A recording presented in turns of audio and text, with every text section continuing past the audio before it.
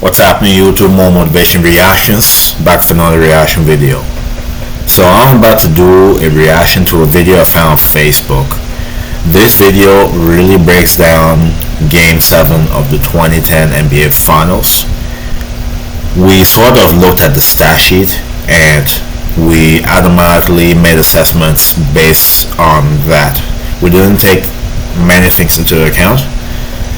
This video here will show a bit more detail, the in and outs of the game, and provide some context so that we don't just look at the stat sheet. It was a very ugly game, but a hard-fought game on both sides, and I cannot wait to see what we learn. Anyways, let's get into the video. Alright, let's go back. Okay, let's get it. Had just 55 points with less than 9 minutes to play, but Kobe would kick off a 28-point flurry over the last 8 minutes and 46 seconds by going to a move that he used several times going down the stretch. Boston's game plan against Kobe was to ball pressure him while sending him to his left, where help defenders were waiting. That's why Ray Allen is all over Kobe's right shoulder here, instead of being squarely between him and the basket. He's inviting Kobe to drive left, where Davis and Nate Robinson are waiting. But by the fourth quarter, Kobe was beating this alignment by using triple threat moves to break Allen's contain. It began in the right corner, with Kobe getting lower than Allen while in triple threat position. And watch how he uses his head, quite literally, to create space between Allen's body and his. By doing this, it means that when Allen gives him this armbar, it's extended away enough from his body to be vulnerable to a rip-through. Back in 2010, this action led to 3 free throws. So after trailing by as much as 13 in the third quarter... That's crazy, man. If you're watching that game, your heart is beating the whole time.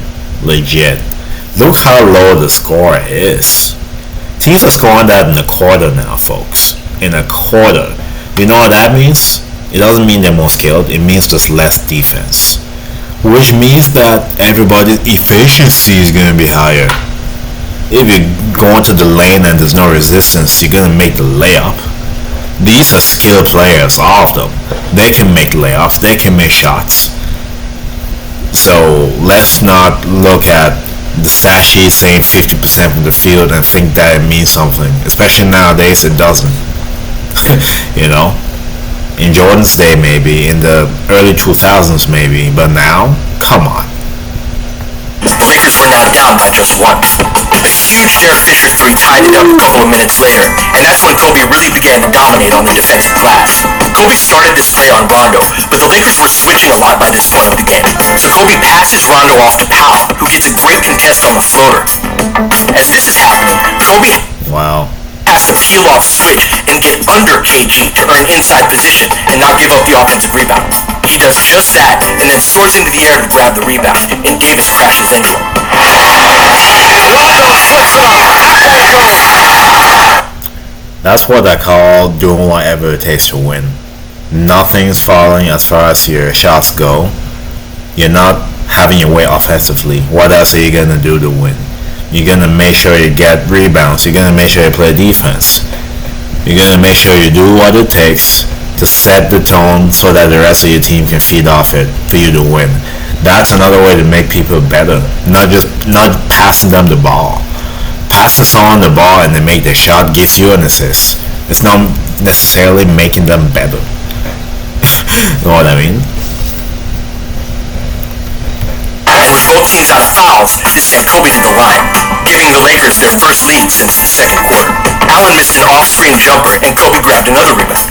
And on the next possession, Kobe goes back to his triple threat attack on Allen. Allen swipes up at the ball but misses, causing his weight to lean forward for just a split second. That's all the time Kobe needs to capitalize on the mistake, and he uses another quick rip through to shake free and sticks the elbow pull-up. Lakers up by 7. Timeout Celtics. And then the Lakers had another great defensive possession coming out of the timeout.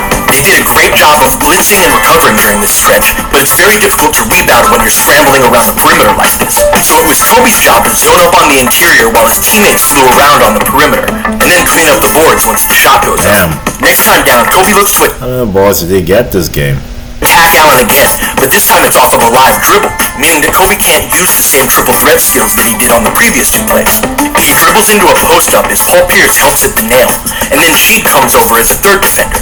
But Powell sweeps the baseline, and as Kobe gets into his turnaround jumper, he spots Powell and gives it to him. KG tries to recover, but closes out too hard and runs into Powell, drawing 2 more free throws. now makes them both, and what was once a 3-point lead just... See, look, Powell wasn't shooting well. Nobody was shooting well that game. Nobody. Look at the score. 68 points by a team. Whew. I know Embiid scored like 70 points last year. The NBA is different now. It's not like this. It's not hard fought, every possession matters. No. It's blowout games or... yeah. Just 4 minutes ago was now a 6-point Lakers lead thanks to a game-changing 9-0 run, and Kobe played a crucial role in every play of it. The next time down, Allen broke free on pick and roll, but missed the underhanded scoop, and Kobe came flying in to secure the rebound. That's 4 straight defensive stops that Kobe closed out with the rebound, and it makes it 15 boards on the game for him. But the Celtics wouldn't go away quietly. Pierce would come off of the screen and drill this mid-range jumper, cutting the lead to 4. So the Lakers go back to the triple threat attack on Allen, drawing 2 more free throws. Kobe splits them, and the Lakers go up 5. It's almost felt like that nowadays. Flagrant foul. Flagrant. You're getting kicked out of the game. And now there's flopping. I never saw flopping until LeBron James Miami days. I never saw it until then. After a pair of Paul Pierce free throws cut the lead to 4, Powell made a pair of huge plays, first blocking Pierce as he attacked the rim, and then hitting one of the great shots in Lakers history to put them up 6 with 90 seconds left. Waddle's not this on.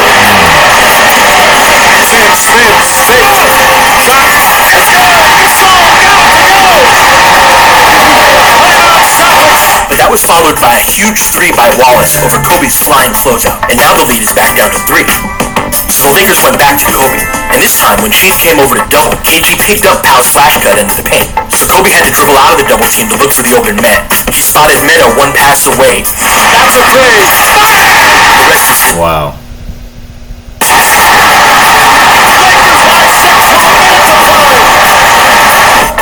But with the game teetering in the balance, Boston hits yet another 3 as the Lakers... Jeez, Allen, man. Ray Allen. Deadly. help off of Ray Allen get us back to a one-possession game. So this is a critical possession. The Lakers are up 3, and are in the tricky position of wanting to run the clock a little, but very much needing to score. But something happens at the beginning of the play that doesn't seem like much, but is crucial to its outcome. As Lamar pushes it up the floor, Rondo goes for the steal, and Lamar avoids it. But as this is happening, Fish flares out to the weak side corner, and Rondo stays behind, leaving him with the size mismatch on Lamar. So instead of doubling Kobe, KG has to recover back to Fish, and the Lakers look to attack with a Kobe and Powell pick and roll. Rondo then switches onto Powell as Powell comes up to set the screen, and this is where Kobe... That's actually pretty smart. I never realized that either.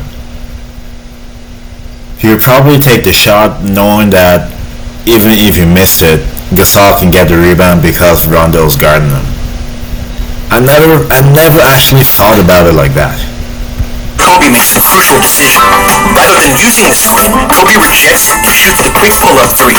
Had he used the screen, Rondo would have almost certainly switched onto him, and the Lakers would have been up against the shot clock with no advantage created. But by rejecting the screen, Kobe set up a situation where the two most likely outcomes were both in the Lakers' favor. Yes. Either him making the shot, or him missing the shot and Powell getting the rebound because he had a shorter guy on him. Wow, that's smart. And didn't really have time. He had 6 seconds. He had to shoot it. One of them is that he makes the shot.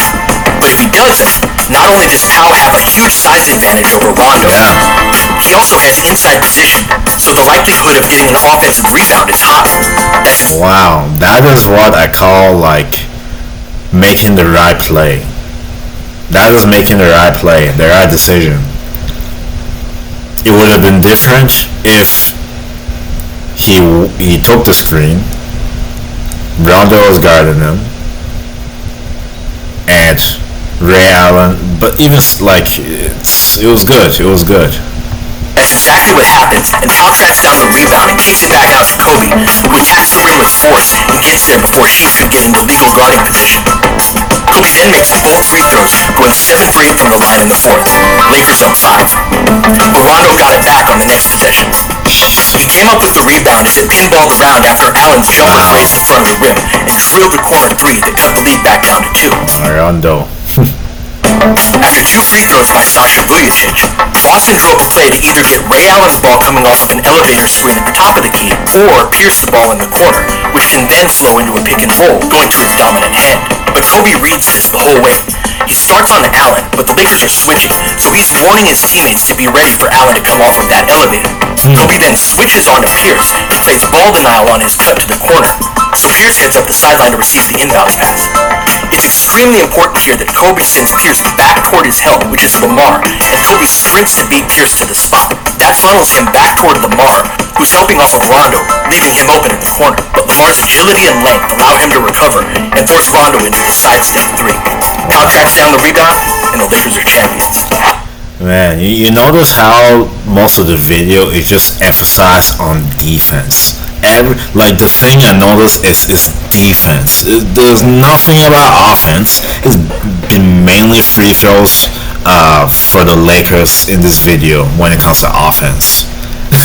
It's been defense. Not just shutting your person down and securing the rebound. Nowadays, if someone misses, people are running out, right? The guard is probably staying back because they're trying to get a triple-double, and then the fast break starts. The game now compared to then is not even close to the same. There's no defense nowadays. That's what I'm trying to say.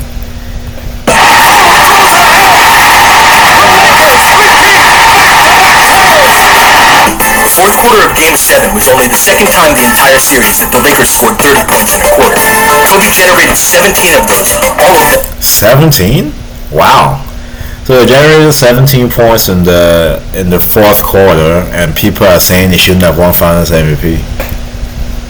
That's what I call clowns that are able to read a piece of paper and not able to put 2 and 2 together. Oh, it's a low-scoring game. Kobe shot badly. But what about the other 9 people on the court? Nah. Anyways, man. That's what happens when you're a casual, when you're not actually a supporter of the sport. You say dumb things. You know what I mean?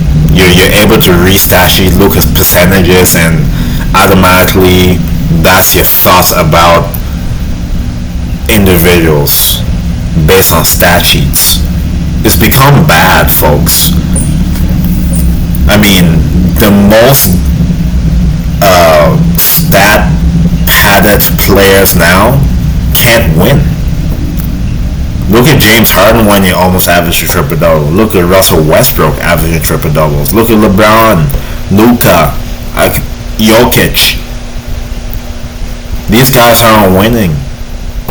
Stat padding doesn't win championships. Defense wins championships. Defense. Defense. It's not offense, it's defense. That's why the Celtics were even there in the finals multiple times, because they were okay offensively, but they were even better defensively. Anyways. The last 9 minutes, while dominating the defensive glass. So despite his earlier shooting struggles, Kobe drew upon his expertise in other aspects of the game to find other ways to reach his goal. And that's why he reached his goal of winning an NBA championship more times than any other NBA player this century. Wow. That's amazing. That's amazing. I love the video. I'll link it in the description, but let me know your thoughts. Based on that small video, what's your thoughts about the NBA now versus then? You know? I may have to find more of these type of videos and react to them, but that's it. Thank you so much for watching. Like, share, subscribe, stay tuned for more reaction videos. Let me know what types of reactions you'd like me to do, and I can do them. Other than that, may God bless you. I'll see you next video.